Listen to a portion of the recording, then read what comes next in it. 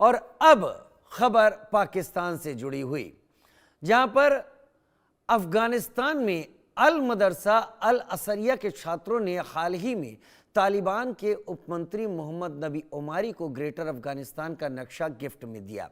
तालिबान के इस ग्रेटर अफगानिस्तान का नक्शा अगर हकीकत बनता है तो आधे पाकिस्तान का नामो निशान मिट जाएगा। वहीं दूसरी तरफ अमेरिकी राष्ट्रपति ट्रंप ने पाकिस्तान को लेकर सनसनीखेज दावा किया। ट्रंप ने कहा कि पाकिस्तान उन देशों में शामिल है जो इस समय एक्टिव रूप से परमाणु हथियारों का परीक्षण कर रहे हैं, लेकिन वे खुलकर नहीं बताते। वे अंडरग्राउंड टेस्ट करते हैं जिससे बाहर किसी को पता नहीं चलता। आप हल्का कंपन महसूस करते हैं। ट्रंप के इस बयान के कई मायने निकाले जा रहे हैं।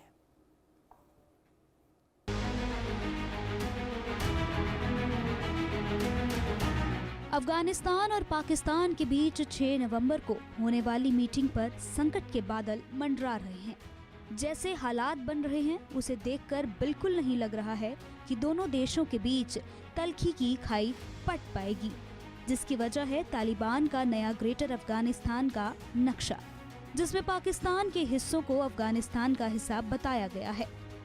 अफगानिस्तान ने ये कदम ऐसे समय पे उठाया जब डूरंड लाइन को लेकर दोनों देशों के बीच झड़पें लगातार बढ़ रही हैं। तालिबान शुरू से ही इस सीमा रेखा को मानने से इनकार करता रहा है और अब खुले तौर पर पाकिस्तान के खिलाफ अपना दावा मजबूत कर रहा है। तालिबान का दावा है कि अफगानिस्तान डूरंड लाइन के उस पार भी है। वे खैबर पख्तूनख्वा सूबे के बहुत बड़े हिस्से के अलावा पाकिस्तान के कई पश्तून बहुल इलाकों को अफगानिस्तान का हिस्सा बताते हैं। अफगानिस्तान में अल मदरसा अल मसरिया के छात्रों ने हाल ही में तालिबान के उप मंत्री मोहम्मद नबी ओमारी को ग्रेटर अफगानिस्तान का नक्शा गिफ्ट में दिया है। तालिबान के इस ग्रेटर अफगानिस्तान का नक्शा अगर हकीकत बनता है तो आधे पाकिस्तान का नामो निशान मिट जाएगा। वहीं इस कार्यक्रम में ओमारी ने पाकिस्तान को चेतावनी देते हुए कहा कि अगर अफगानिस्तान पर एक और युद्ध थोपा गया तो तालिबान उसका उसी तरह विरोध करेगा जैसे उसने सोवियत संघ और अमेरिका के खिलाफ किया था। वहीं इस कार्यक्रम में 18 साल से कम उम्र के बच्चों ने सेना की जैसी वर्दी पहनी हुई थी। ग्रेटर अफगानिस्तान के नक्शे में खैबर पख्तूनख्वा, गिलगित बाल्टिस्तान और बलूचिस्तान समेत की प्रांतों को अफगानिस्तान का हिस्सा दिखाया गया। हालांकि गिलगित बाल्टिस्तान पीओके का हिस्सा है, जिस पर पाकिस्तान ने अवैध कब्जा कर रखा है। इस नक्शे के सामने आना इसलिए एक अलग तरह के युद्ध के शुरू होने का इशारा है, क्योंकि अभी तक अफगान ग्रेटर अफगानिस्तान के सिर्फ सपने देखा करते थे और अगर नई पीढ़ी के छात्र उस नक्शे के साथ सामने आते हैं तो पता चलता है कि अब ये सपना असल में लोगों के भीतर घर बन चुका है। आपको बता दें कि ग्रेटर अफगानिस्तान या पश्तूनिस्तान की थ्योरी सालों से अफगानों के मन में रही है। अफगानिस्तान पाकिस्तान के साथ लगने वाले डूरंड बॉर्डर को मानने से इनकार करता रहा है। डूरंड लाइन को अंग्रेजों ने 1893 में अफगानिस्तान और तत्कालीन भारत को विभाजित करने के लिए खींचा था, लेकिन अफगानों ने हमेशा इस डूरंड लाइन का विरोध किया है। अफगान राष्ट्रवादी उन पश्तून बहुल इलाकों पर अपना दावा करते हैं जो फिलहाल में पीओके का हिस्सा हैं। इसी मुद्दे को लेकर अक्सर पाकिस्तान और अफगानिस्तान के बीच झड़प देखने को मिलती है। वहीं पिछले दिनों जो दोनों देशों के बीच युद्ध के हालात देखने को मिले उसकी वजह भी डूरंड बॉर्डर ही है। कतर और तुर्की ने फिलहाल पाकिस्तान और तालिबान के बीच संघर्ष विराम करवा रखा है, जिसके कभी भी टूटने का डर है। ग्रेटर अफगानिस्तान का नक्शा पेश करके तालिबान नेतृत्व राष्ट्रीय गौरव का दावा करना चाहता है और काबुल की नीतियों को गाइड करने की पाकिस्तान की किसी भी कोशिश को जमींदोज कर रहा है। वहीं तालिबान को बखूबी पता है कि पाकिस्तान सीमा पर आक्रमण और शरणार्थियों को देश से बाहर निकालकर उसे कमजोर करने की कोशिश कर रहा है। इसलिए डूरंड बॉर्डर को मिटाकर तालिबान पाकिस्तान को खुली चेतावनी दे रहा है, जिससे दोनों देशों के बीच फिर से हालात बिगड़ने की आशंका है। Bureau report, India news. दो खास मेहमान मेरे साथ इस वक्त जुड़ रहे हैं। गौरीशंकर गुप्ता मेरे साथ पूर्व राजनयिक फॉर्मर एम्बेसडर के तौर पर जुड़ रहे हैं और श्रुति दास गुप्ता मेरे साथ इंटरनेशनल अफेयर्स एक्सपर्ट के तौर पर जुड़ रहे हैं। ये बहुत धन्यवाद आप दोनों का समय निकालने के लिए, हमारे साथ जुड़ने के लिए। गौरीशंकर सर, पहले मैं आपका रुख कर लेता हूं। अफगानिस्तान आखिर चाहता क्या है, या इस सवाल को मैं दूसरी तरह से भी फ्रेज कर देता हूं, पाकिस्तान अफगानिस्तान से क्या चाहता है? राजीव जी नमस्कार, सर आपके सभी नमस्कार। दर्शकों को नमस्कार बहुत और बहुत स्वागत। हमारे को पैनलिस्ट को भी बहुत बहुत नमस्कार। देखिए, ये जो अफगानिस्तान और पाकिस्तान की जो बॉर्डर का इशू है, ये प्री इंडिपेंडेंस टाइम का है। 1893 में जी। जब भारत अनडिवाइडेड था, उस समय अफगानिस्तान और भारत के बीच में एक ब्रिटिश सिविल सर्वेंट था, मोर्टिमर दुरंद। उसने ये एक आर्टिफिशियल लाइन ड्रॉ करके दोनों का बॉर्डर बनाया था।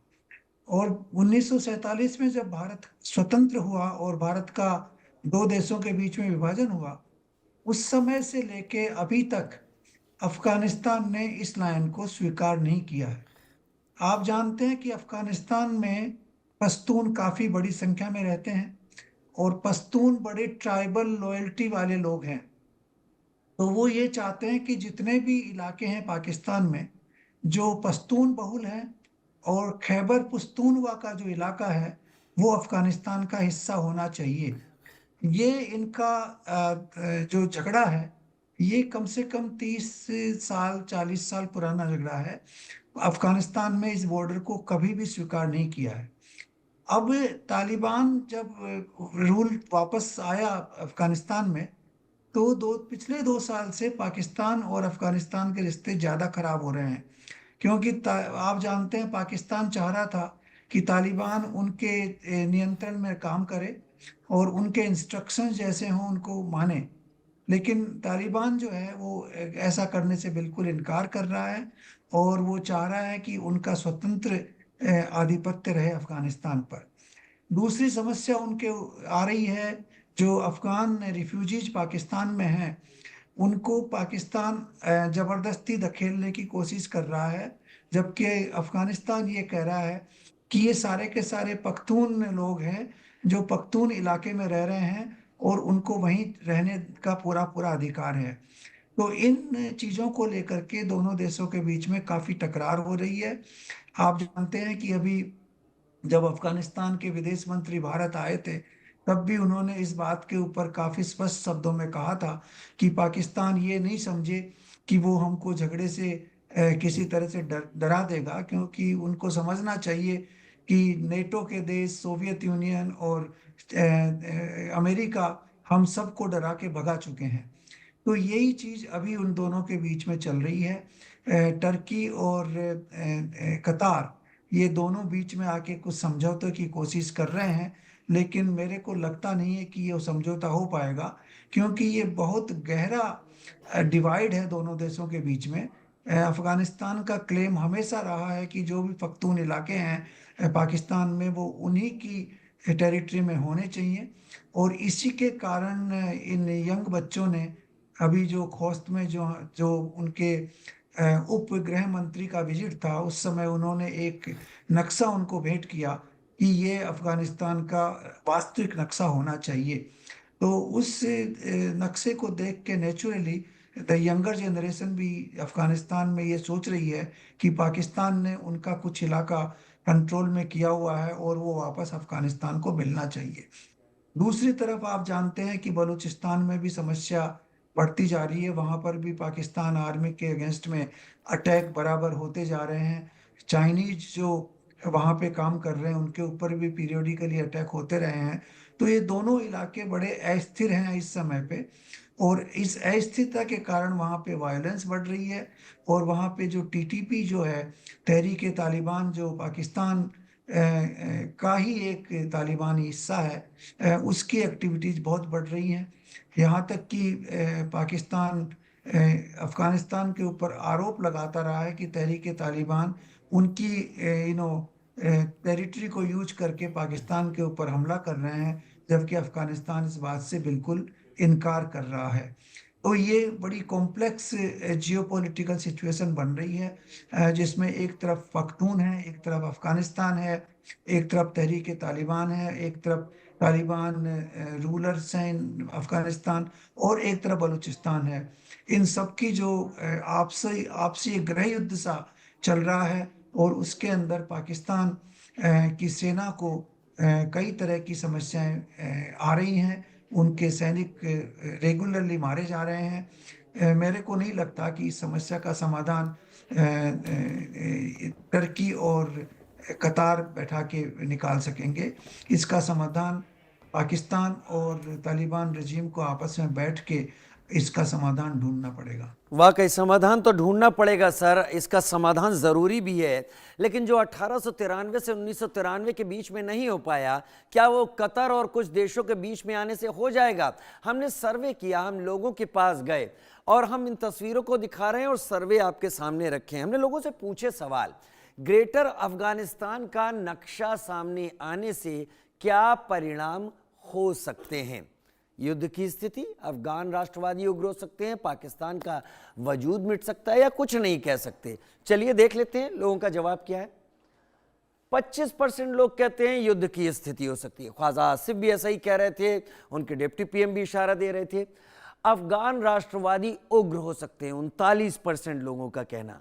पाकिस्तान का वजूद मिट सकता है, 15% लोगों का कहना है।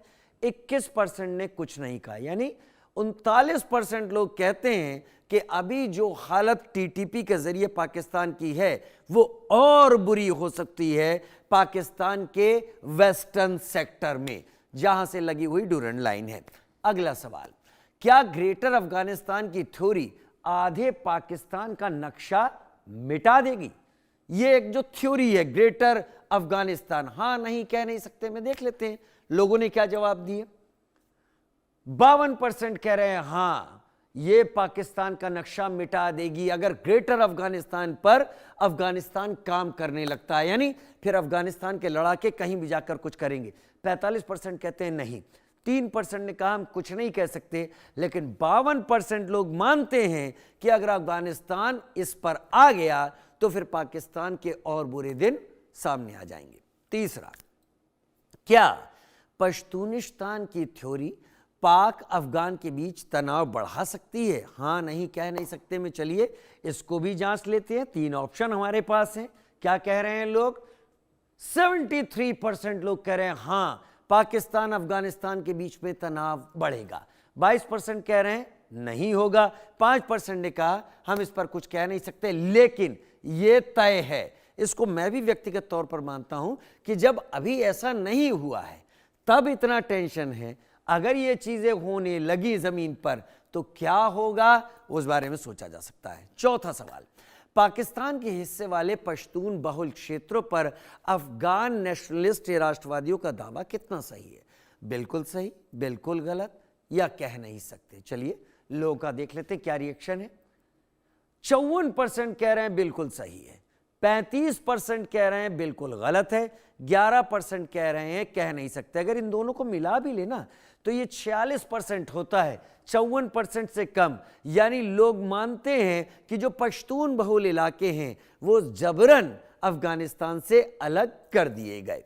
अगला सवाल, क्या भारत के हमलों से डरकर पाकिस्तान परमाणु परीक्षण कर रहा है, छोटे टैक्टिकल वेपन्स का? हां नहीं कह नहीं सकते में बात कर लेते, क्योंकि ट्रंप ने भी इशारा दिया है। ट्रंप हर बात गलत कह रहे हो सही कह रहे हो पता नहीं, वो कभी भी कुछ भी बोल सकते हैं। लोग क्या बोल रहे हैं? 54% कह रहे हैं हां पाकिस्तान टैक्टिकल न्यूक्लियर वेपन्स का टेस्ट कर रहा है अंडरग्राउंड। 36% कह रहे हैं नहीं, और 10% कह रहे हैं कह नहीं सकते। लेकिन आप लोग दर्शकों इस बात को देखिए और समझिए, पिछले कुछ दिनों में पाकिस्तान में कई अर्थक्वेक आने की जानकारियां मिली हैं। 3.2, 3.7, 4.2, 3.1, ये बड़े अर्थक्वेक नहीं है, छोटे अर्थक्वेक है। क्या ट्रंप इशारा सही जगह कर रहे हैं? और कर रहे हैं तो ट्रंप क्यों कर रहे हैं? क्योंकि ट्रंप तो आजकल गले मिल रहे हैं आसिम मुनीर के साथ। ये भी बहुत सोचने वाली बात है। छठा सवाल पे आते हैं, पाकिस्तान के परमाणु परीक्षण को लेकर ट्रंप का दावा कितना सही है? आपकी राय क्या है? ट्रंप हवाबाजी कर रहे हैं, ट्रंप का दावा सही है या कह नहीं सकते? देख लेते हैं इन तीनों ऑप्शंस में क्या लोग मान रहे हैं। 68% कह रहे हैं ट्रंप हवाबाजी कर रहे हैं, क्योंकि अब ट्रंप ने अपना कुछ कल्चर या कलेवर ऐसा ही दिखाया है। 30% कह रहे हैं ट्रंप सही बात कह रहे हैं, 2% कह रहे हैं हम कह नहीं सकते इस पर कुछ। बात भी सही है, डोनाल्ड ट्रंप के बयानों पर कुछ कहना अपने पैर पर कुल्हाड़ी मारने वाली बात हो जाती है। मेरे साथ इस वक्त श्रुति जी भी जुड़ी हुई हैं, गौरी शंकर जी भी मेरे साथ जुड़े हुए हैं। 5 सर्वे हमने अपने आप सबके सामने रख दिए। और श्रुति जी, आपने इस सर्वे को देखा होगा, ये सर्वे बहुत कुछ इशारा यहाँ पर कर रहे हैं कि हम क्या सोच रहे हैं और क्या चल रहा है। क्या श्रुति जी, पिछले कई दिनों में, मैं 2 महीने का अगर मुझे दिमाग में भी रिकॉल कर पा रहा हूं, तो शायद 8 से 9 बार पाकिस्तान, अफगानिस्तान के आसपास के इलाकों में से अर्थक्वेक, ट्रेमर्स की खबरें बहुत आई हैं। टेक्टोनिक एक्टिविटी है क्योंकि वहाँ पर कई फॉल्ट लाइंस मिलती हैं। लेकिन अगर ट्रंप ये बात कह रहे हैं तो ट्रंप कब क्या कह दें ये पता नहीं, लेकिन अगर कह रहे हैं तो क्या गंभीरता से लेना चाहिए? क्या वाकई पाकिस्तान टैक्टिकल न्यूक्लियर वेपन्स के टेस्ट कर रहा होगा? जी, मुझे इसकी बहुत बड़ा डाउट है, क्योंकि जब उनका पहला 90s के दशक में पाकिस्तान ने, इंडिया ने जब अपना टेस्ट किया वाजपेयी गवर्नमेंट के अंदर, उसके बाद जब पाकिस्तान ने टेस्ट लिया रिटेलिएशन के अंदर, तो इंडिया ने अपने 2 क्रेटर्स दिखाए थे, प्रूफ था कि हमने एक्चुअल न्यूक्लियर टेस्ट किया है। पाकिस्तान में से सिर्फ धमाका और खबर आई थी, ये उन्होंने कोई भी टेस्ट साइट नहीं दिखाई थी, और उनके क्लेम्स के पीछे कोई रियलिटी या कोई मैं कहूँ एक्सपेरिमेंटल बैकिंग नहीं दिख रही थी। तो इसके अंदर जो आम एनालिस्ट की जो राय है वो ये है कि या तो उसको सिर्फ या तो अमेरिका ने या चीन ने परमाणु वेपन्स दे दिए थे कि क्योंकि इंडिया ने किया और तुमको अनसेफ फील हो रहा है, तुम भी कर दो, लेकिन उसने खुद अपने कभी नहीं करे हैं मेरे हिसाब से।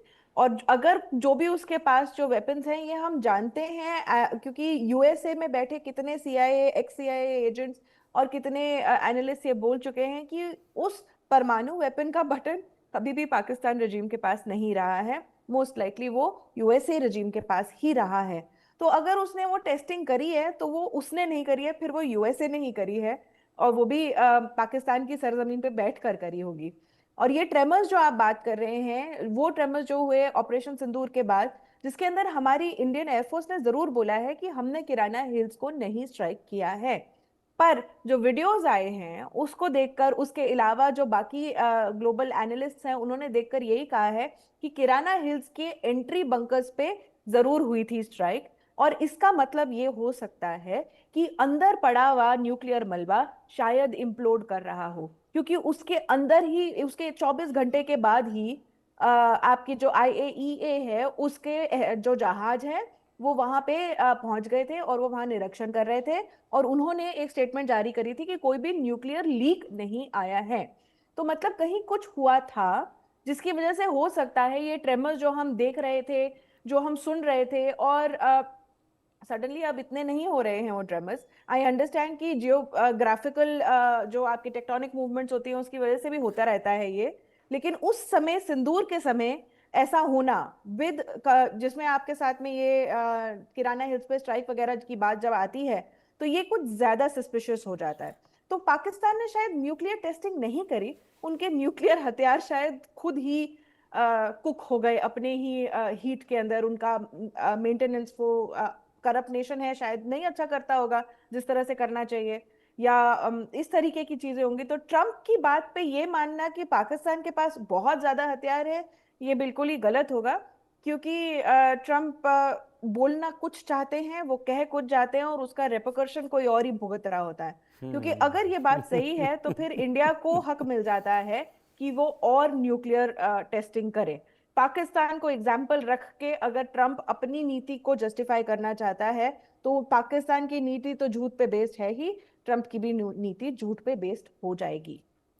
चलिए, इसी के साथ मैं आपको, आपकी तरफ एक और सवाल के साथ रुक करता हूं, उसके बाद भी फिर मैं एम्बेसडर गौरी शंकर के पास जाऊंगा। रिवर्स अब सवाल रखता हूं।